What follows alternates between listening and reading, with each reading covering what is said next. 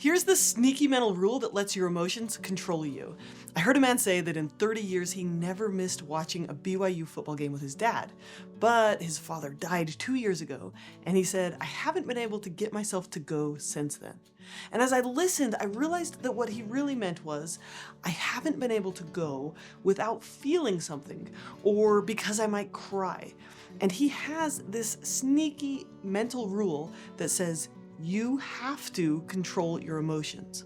And this makes sense, right? He's a 60-something-year-old man. He grew up in a conservative rural town. He was probably trained from a young age that boys don't cry, and that having emotions, or even worse, showing emotions, was a sign of weakness or a sign that you're failing to control yourself.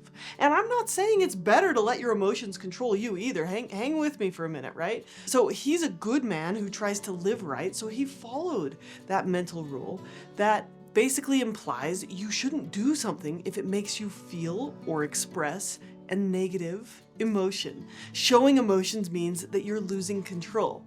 But here's the real problem. When you have that rule that you have to control all of your emotions, how that really shows up is through the second rule, which is, if I might get emotional, I should avoid that thing.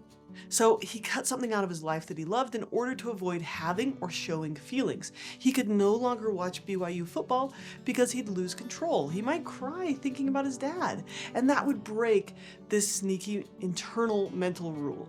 By maintaining his internal rule, he lost control of choosing how his life would go. He had to avoid something he cared about in order to control his emotions.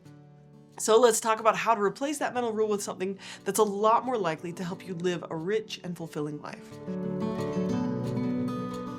So many of us have picked up messaging that emotions are negative or embarrassing, that they need to be controlled, that crying is shameful. So we've internalized this mental rule that says something like, I don't let myself feel so-called negative emotions because that makes me weak. And then in trying to not have feelings, we accidentally let them control us. Let me give you a few more examples. How do you get into a new relationship without being afraid of having your heart broken? The only way to guarantee that you can't get hurt is to control your feelings, to tamp them all down. And how do you do that? Whether it's a romantic relationship, a friendship, or a family tie, you avoid getting hurt, you avoid hurt feelings by keeping the other person at arm's length. You don't really invest in the relationship. Trying to avoid getting hurt prevents you from building good relationships. You think you're controlling your emotions, but you're really letting your fear of being hurt control you. It decides for you that you will not get close to anyone. What we're really focused on here is how you can make choices that help you live the life that you really want to. You can influence your feelings by how you think. You can influence them by how you act. You can influence them with your relationships and with the choices and the decisions that you make. But if you have a rule that you have to control your emotions, it doesn't leave you with that many options other than avoidance. Let me give you another example. Rachel was a guest on my show. She shared her story about doing better with anxiety. In the comments section, someone asked, how do you go to the store without worrying? The only way to 100% guarantee that you won't feel some worry is to not go to the store. So avoiding anxiety is preventing you from doing your shopping. You think you're controlling your anxiety by staying away from situations that trigger it, but instead you're letting anxiety make your decisions. Rachel learned the skills to decrease her anxiety, but the only way that she took back control of her life was by doing things even when they made her anxious. She had to let go of some control in order to gain back the life she wanted. It's a paradox, isn't it? So let's talk about panic attacks, right? Let's do another example with panic attacks. How do you make sure you don't have a panic attack in public? The only way to 100% control that is to not go out in public. Suddenly panic is running your life and deciding where you can and can't go. Trying to control panic attacks usually fuels them, but it also drastically limits the types of activities you can do. So the paradox of panic attacks is that you can learn to stop them by allowing yourself to have them. Okay, let's talk one more. Boundaries are another one. It can feel really scary to set a boundary and to hold it. So how do you set, this is something people ask me a lot, how do you set a boundary without your voice shaking or without feeling guilty? And the only way to guarantee that you don't feel something is to not set a boundary, or to numb yourself with a substance, or to get really angry first so that you don't feel guilty.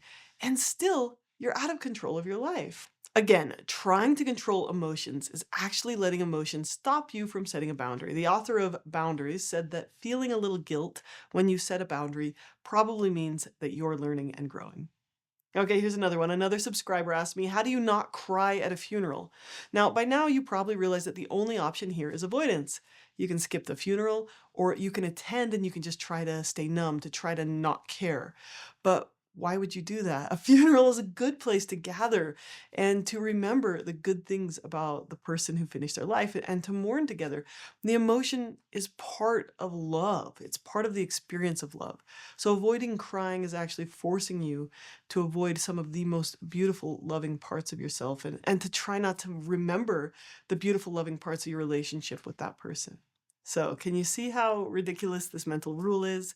I have to control my emotions. It implies that if you have a feeling, you must be doing it wrong. So then you arrange all of these elaborate avoidance habits to prevent yourself from having feelings. But it's the avoidance, not the feelings, that ruins your life. Suddenly you're not going to the store, watching football, setting boundaries, or supporting your loved ones. Your attempt to control your emotions backfires.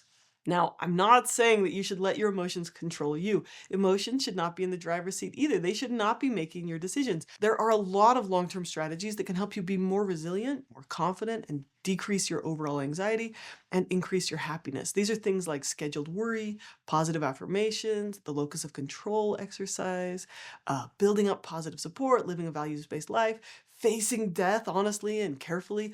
All of these are skills for experiencing emotions in healthy ways without just stuffing them down and controlling them. So I'm not going to give you a magical strategy to make your emotions go away, because guess what? Emotions serve a function. Anxiety prompts us to be careful crossing the street. Guilt can motivate us to make repairs or make better choices in the future.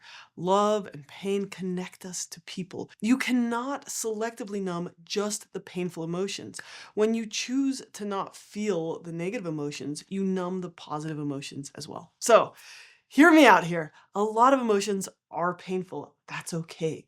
We cry at funerals because we care about people. They matter to us. We helped them, they helped us. The only way to not care about them is to not love them, to disconnect and to withdraw.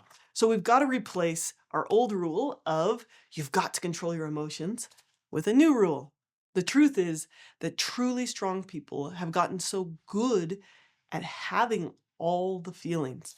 They can worry and do the thing anyway. They can feel unmotivated, but they start anyway. They might be afraid of being hurt, but they choose to love anyway. The new rule is I can influence my feelings, but I can't control them. I'm going to allow myself to feel difficult or uncomfortable feelings, but I'm going to make my choices based on love, connection, and living a rich and fulfilling life, not on trying to control my feelings. And there are exercises to build up these skills. You could check out my other videos or the courses on my website. Here's the bottom line. Feeling safe with your emotions isn't about controlling them. It's about trusting yourself with them. You can develop the skills to build trust in your ability to handle your feelings. And when you trust yourself with your feelings, you don't try to avoid them and they don't control your life. So feel scared and do the thing anyway. Feel sad and love anyway. Allow yourself to have the occasional panic attack and get out of the house anyway. To my BYU loving friend, go watch that football game, even if you cry a little bit. Let yourself feel the love and the nostalgia and all the good memories with your dad. Cheer for the touchdowns, yell when they fumble or have a turnover, and let yourself feel all the feelings.